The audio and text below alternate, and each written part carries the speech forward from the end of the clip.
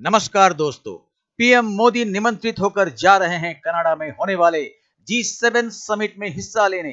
इस पर पाकिस्तानी मीडिया की क्या प्रतिक्रिया है, देखते हैं और मिलते हैं वीडियो के अंत में अपनी बात लेकर। साथ ही अगर आपका दिल करे तो लाइक सब्सक्राइब करके कमेंट में लिख दे जय हिंद। मुझे खबर अभी भी मिल रही है, प्रधानमंत्री नरेंद्र मोदी की तरफ से पोस्ट किया गया है, G7 शिखर सम्मेलन का निमंत्रण पीएम मोदी को मिला है।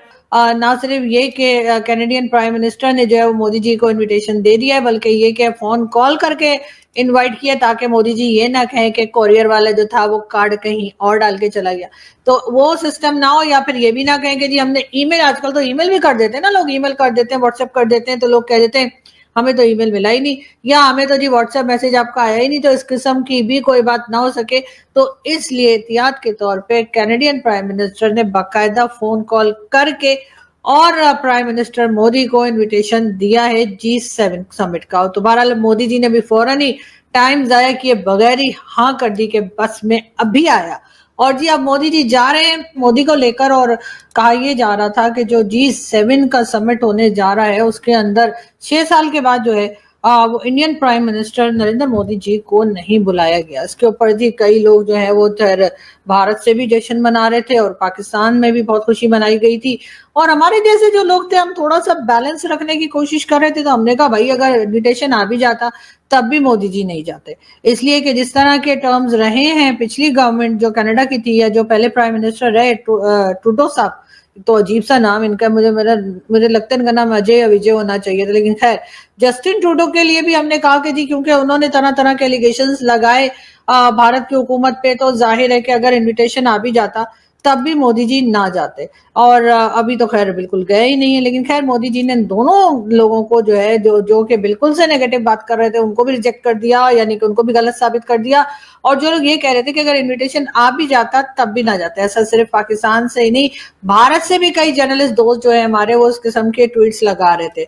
तो हमने कहा चलो हम भी ये कह देते हैं। लेकिन जी अब हुआ ये कि मोदी जी को कैनेडियन प्राइम मिनिस्टर ने जो है फोन कॉल करके और G7 के लिए जी हाँ उनको इनवाइट कर लिया, उनको दावत दे दी, और मोदी जी जा रहे हैं G7 में। जी हाँ, पहले तो यही कहा जा रहा था कि मोदी जी नहीं जाएंगे और कनाडा से नहीं कहा गया, और कई तरह की जो आप लोग समझते हैं मीम वगैरह बनते हैं सोशल मीडिया पर वो बनाए जा रहे थे। उसके साथ साथ ये भी कहा जा रहा था कि नहीं जाएंगे, अगर इनविटेशन आ भी गया तब भी नहीं जाएंगे। हालांकि ऐसा बहुत कम होता है, इसलिए कि मोदी जी तो पाकिस्तान भी आ गए थे बिना इनविटेशन के, आप लोग तो जानते ही। हम तो अभी तक बता के हमारे गले सूख गए कि जी मोदी जी को इनवाइट नहीं किया गया था नवाज शरीफ साहब की नवासी की शादी में, लेकिन मोदी जी आए थे। वर्ल्ड लीडर्स होते हैं वहां पर, एक तो वो कि जो G7 के मेंबर्स हैं, और बाकी वो जिनको बाकायदा स्पेशल इनविटेशन देकर बुलाया जाता है। उसमें से एक जो टॉप पे मुल्क है, जो सुनने में ये आ रहा है कि ये G7 का एक परमानेंट मेंबर बनने वाला है, बने या ना बने ये उनकी अपनी मर्जी है, लेकिन वो है हिंदुस्तान। और नरेंद्र मोदी साहब इससे पहले भी ये समिट जब भी हुई उनको स्पेशली बुलाया जाता है। और खैर मेंबरशिप वो कहते हैं, वैसे कुछ इंडियन दोस्तों से जो इन चीज़ों को कवर करते हैं उनसे मेरी बात हुई तो कह रहे कि यार हमें कोई खास ज़रूरत नहीं है G7 के, हम परमानेंट मेंबर हो या ना हो, इंडिया को कोई इससे खास फर्क नहीं पड़ता। लेकिन खैर एनीवे, एक जिसे कहते हैं कि एक इज्जत अफजाई है, ऑनर है कि आपको इस तरीके से बुलाया जाता है, और सिर्फ ना बुलाया जाता है बल्कि बड़ा एक जिसे कहते हैं कि VVVIP जिसको प्रोटोकॉल कहा जाता है, यानी वहां पे जितने भी मेंबर्स हैं वो, और जो वहां पे आए होते हैं साइडलाइन में वो सब के सब चाह रहे होते हैं कि यार वो नरेंद्र मोदी साहब प्राइम मिनिस्टर ऑफ इंडिया से कोई हाथ मिला ले, कोई बात कर ले, कोई बिजनेस वगैरह इस तरह की चीज़ों के ऊपर बड़े इंटरेस्टेड नजर आते हैं।